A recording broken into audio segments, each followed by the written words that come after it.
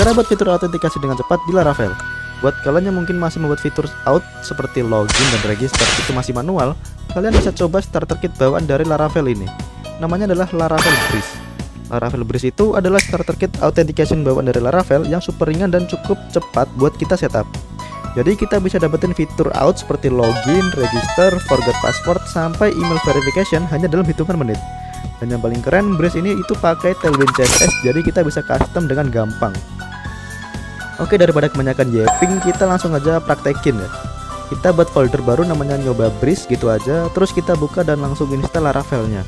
Di sini saya coba contohin pakai versi terbarunya Laravel saat ini, yaitu versi 12.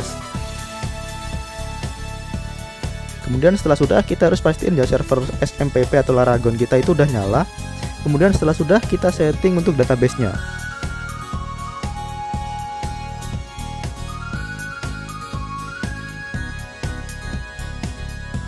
Lalu kita migrate terlebih dahulu.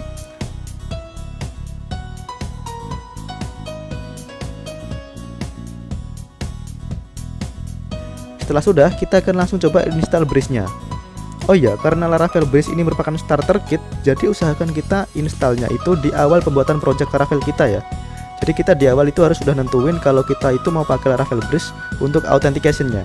Karena jika kita menginstal Laravel Breeze ini di project yang sudah berjalan atau hampir jadi, ini nanti akan bermasalah karena nanti beberapa file akan ditimpa oleh Laravel Breeze-nya seperti routes.web.php dan beberapa file di blade kita apabila kita membuat komponen atau file blade dengan nama yang sama dengan Breeze. Seperti contohnya adalah file app.blade.php di folder layouts. Jadi daripada kita ribet nanti backup file-file yang ditimpa oleh Breeze, mending kita installnya di awal pembuatan project Laravel kita. Sekarang kita coba install Breeze-nya dengan mengetikkan di terminal composer require laravel /breeze spasi -dev. Kemudian setelah sudah, kita ketikkan php artisan breeze install. Nah, di sini ada beberapa opsi. Kita mau pakai Breeze-nya itu menggunakan React, Vue, Livewire atau API only. Di sini kita pakai default aja, yaitu Blade with Alpine. Nah, buat yang bingung mengenai Alpine ini, di VT selanjutnya mungkin saya akan coba bahas mengenai ini ya. Kemudian di sini saya tidak mau pakai dark mode, jadi saya pilih no. Kemudian untuk testingnya di sini kita pilih paste aja ya, rekomendasi dari sananya. Nah, dengan begini kita bisa cek biasanya di routes.web.php-nya itu sudah akan diisi oleh Breeze-nya secara otomatis. Setelah sudah benar-benar terinstall, kita bisa langsung cek. Kita butuh dua terminal untuk menjalankannya. Yang pertama tentu saja adalah php artisan serve. Dan yang kedua itu adalah npm run dev, karena Breeze ini memakai Vite untuk mengelola aset seperti CS maupun JS. Nah, di sini di halaman welcome.blade kita bisa lihat ada button login dan register yang menandakan bahwa Breeze kita itu sudah terinstall dengan benar. Sekarang kita coba register user ya. Kita masukin random data aja dan ya kita sudah berhasil mengakses halaman dashboard dari Breeze ini. Nah, jadi di Breeze ini kita juga diberi fitur seperti update profile user, forget password, reset password, dan verifikasi password. Dan ini sangat menghemat waktu kita ketika kita ingin membuat project dengan Laravel, karena tidak perlu membuatnya semua itu secara manual. Nah, di Breeze ini kita juga bisa custom untuk login page dan register page-nya. Untuk filenya itu ada di views, out. Nah, di sini tinggal kita edit aja untuk file login sama registernya. Dan di sini kita harus udah paham ya tentang layouting di Blade seperti penggunaan extends, layout, yield, dan semacamnya.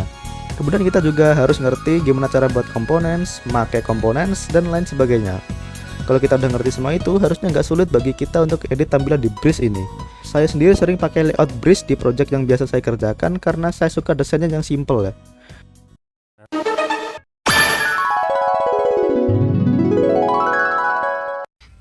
Benar, jika lulusan D3 TI Polindra bisa jadi pemain pro point blank.